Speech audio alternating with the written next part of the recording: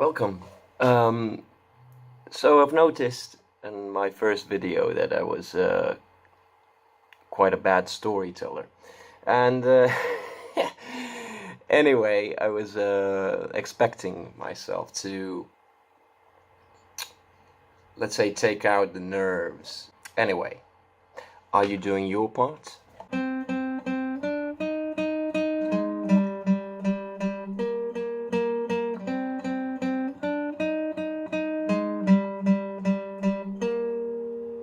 Pops of a gun, or whichever will it be. Shut the fuck down. This series here's the real tea. I know it sounds terrible.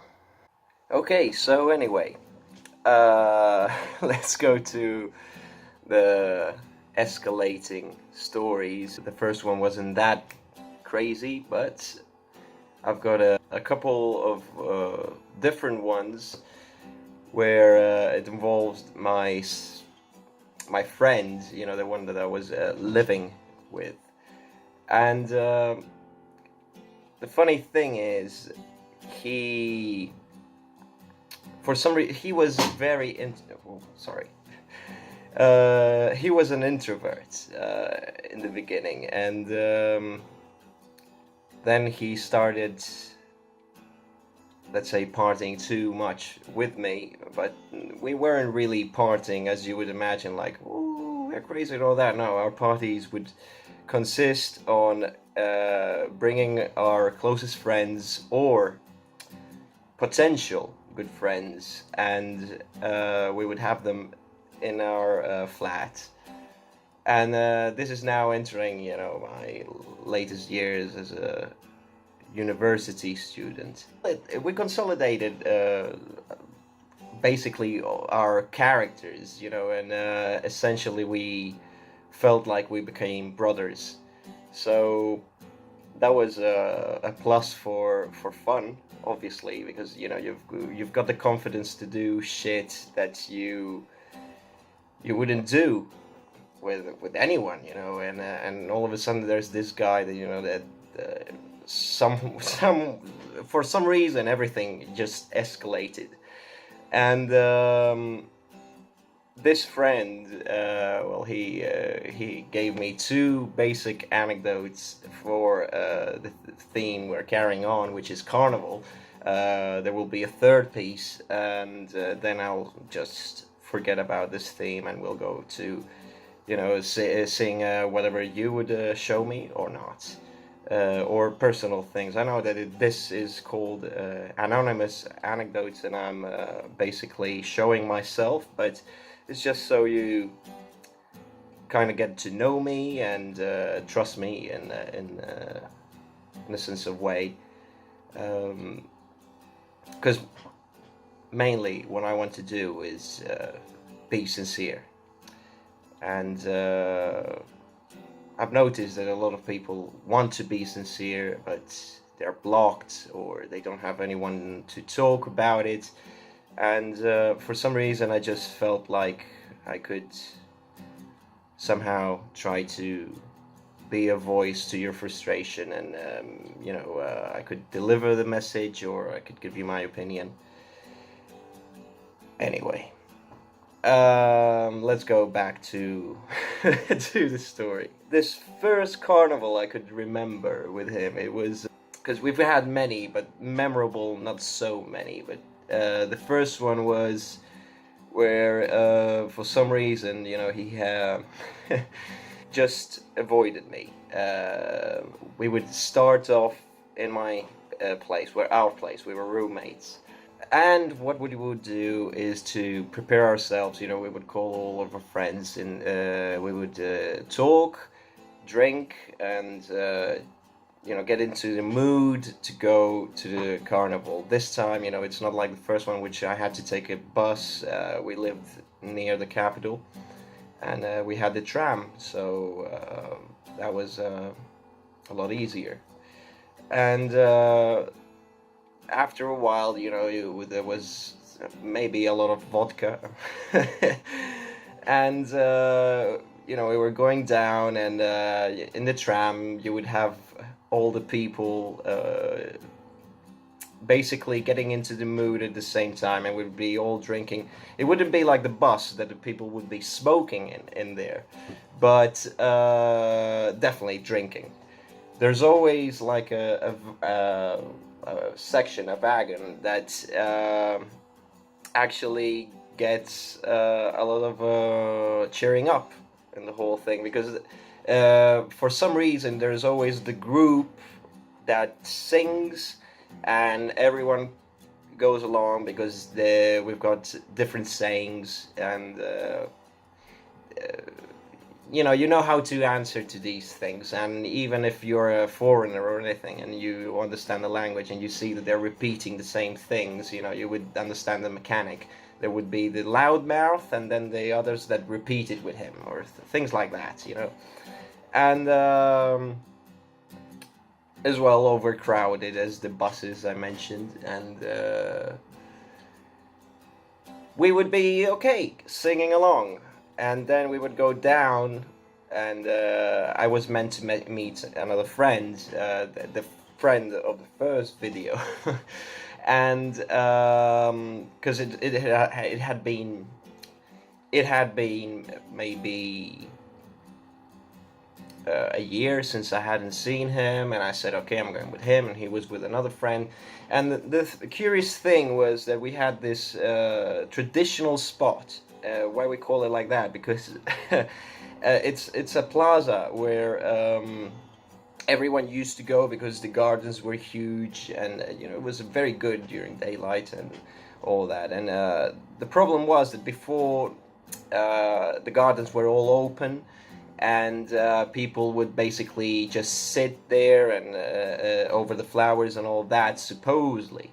Okay, some would break some flowers, but it wasn't such a great damage. So the government decided to put some protection over it, let's say barriers. The problem was that you could spot that in between 12 at midnight and 1 o'clock in the morning, that would be the period where the people would just get in the good mood to good, and basically they would just destroy the barriers themselves, and they would camp all around the place. And then, in the next morning, the government would have to repair all those, but the carnival lasts a week. So, of course, they would be repairing constantly, and the cost would be higher than just letting people camp. Maybe they would, it would be a better option to just to protect just the flowers than the whole garden area, so to say. So apparently the group was wanting to just leave, and I said, okay, just give me 5 minutes with my friend. And the problem was that it was overcrowded more than usual. Strangely enough, it's since the first time I'm telling you this, the number of people has risen and risen and risen, and it's so overcrowded that everyone who remembers the carnivals 10 years ago would say they just died. Thing is that we had like sections. We had a metal section, with metal music and rock and whatever. Then we would have this electronic section, and then we would have this salsa section, and it was just 3 places with 3 scenarios, and it went bigger and bigger and bigger and bigger, and now I don't know what to make out of it, because the whole city is overcrowded, and we're anyway, in this case, friends didn't want to wait for 5 minutes, and what I thought were 5 minutes for them were like 15 minutes. So they were completely done with me, and my roommate stole my bottle of vodka. so it was the only thing I had on me, and he just snapped it and just run away. And I started yelling at him. He didn't stop. He was laughing while running, and that is really overcrowded. So you've got to be pushing yourself through, and I lost him while I was chasing him. So okay, what do I do now? Oh no, I'm gonna call the group. So I start calling the friends. So my roommate isn't answering. Then I call another friend, which I know he is with him. And the only thing I can hear on the phone is and crowd just yelling and yelling and yelling. And I said, okay, I'm going back home. So I took the tram back and went home. And since I was basically alone in there, I just said, okay, I'm not gonna undress and go to sleep. I'm just gonna play some games. And I think I was playing this Total War, Total War maybe, or one of those. And it reaches like 6 o'clock in the morning, 7 maybe, and I see the group entering the the flat. And they were all tired. They were all looking horribly fucked up, I'd say. And they came with these stories, but they weren't really stories. They were just coming and they were saying, "Oh, Elvis, you missed it, and you missed it." And I said, "Yeah, of course I missed it, because first of all, you stole from me the only entertainment I would have that night, because I didn't want to, let's say, drink from my friends' drinks, especially because it was whiskey, and I don't like whiskey. I've got a little trauma with that, but that's another story." In any case, they come with this enthusiasm, and I said, "Oh, Elvis, you missed so much." And I said, "Okay, what did you do?" So they start telling me, they were going out, and one might have been caught in a fight. Maybe then another one suggested them to go to a beach. Now, this beach is really far away. It takes 15 minutes with a car from the extreme edge. So you could say, it's at least a 2-hour walk. Having an account that they were drunk, there are ups and downs, and a lot of serpent roads. And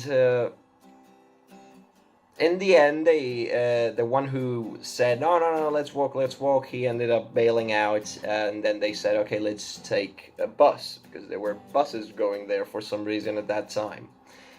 And they get there, and they just swim naked and start talking shit while they're finishing the bottle of vodka they actually stole from me.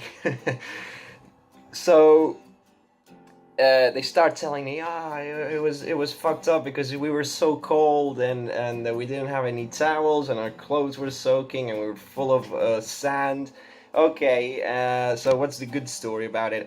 We met a junkie that he was like the best, yeah, because when we finished, we saw the bus, we were running toward in it, and there was this, they went to the far back, and then there was like this junkie that came in as well and just sat in front of them, and they were all quiet, and they were looking at him because he had this homeless aspect. He was smelling, and he was like really drunk. And how they tell me the story is like, this guy all of a sudden, out of nowhere, he just starts singing his own version of Despacito. And his version is un gramito, solo quiero que me den otro gramito, which would translate to another gram. Here they would say, it would be basically a couple of lines, and of Coke, obviously. I don't know if it was clear.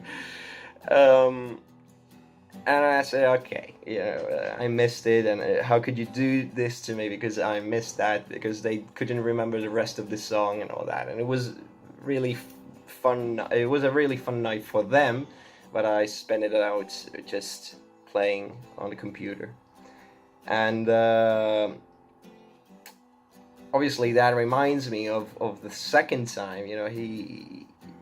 We went down to the carnival. We had this routine. We were partying in the flat, and then we would go down around 12 or 1 o'clock, because the tram would be working just all night long. And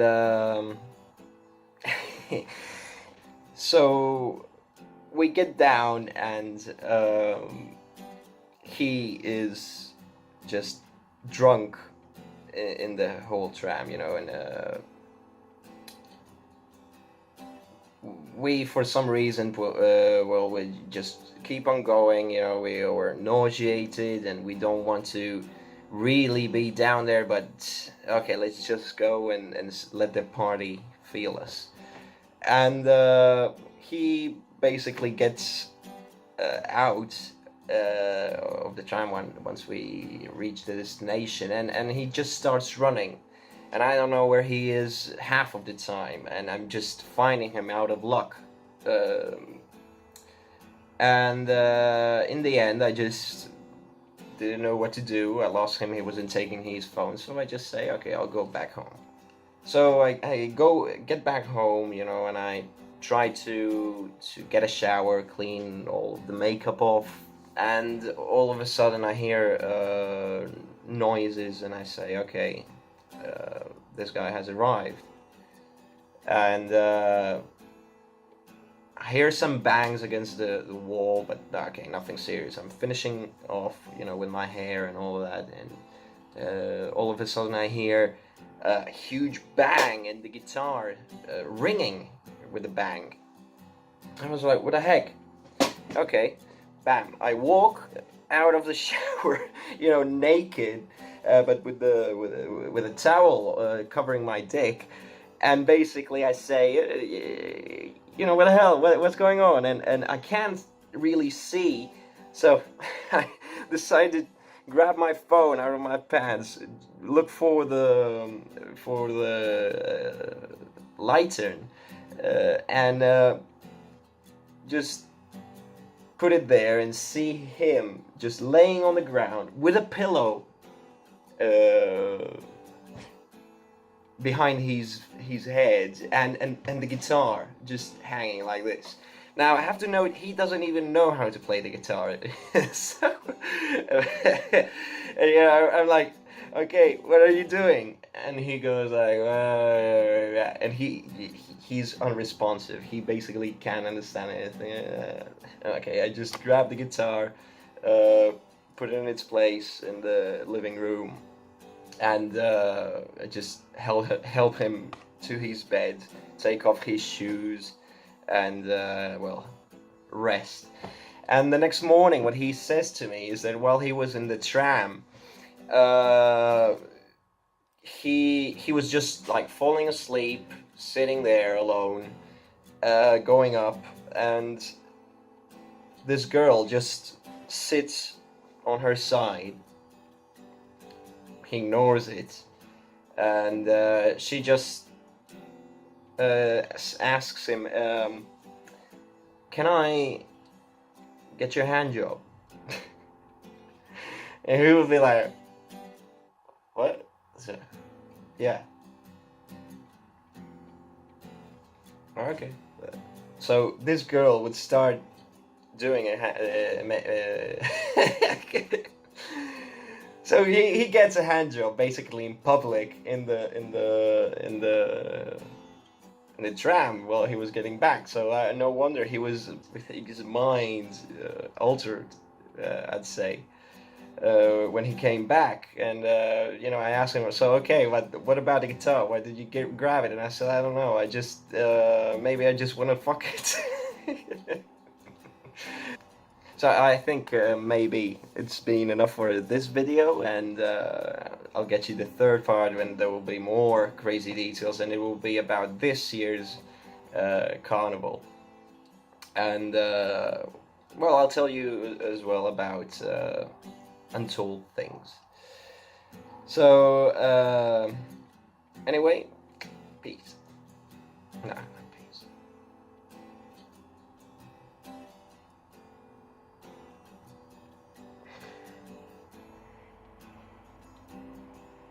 Just see ya.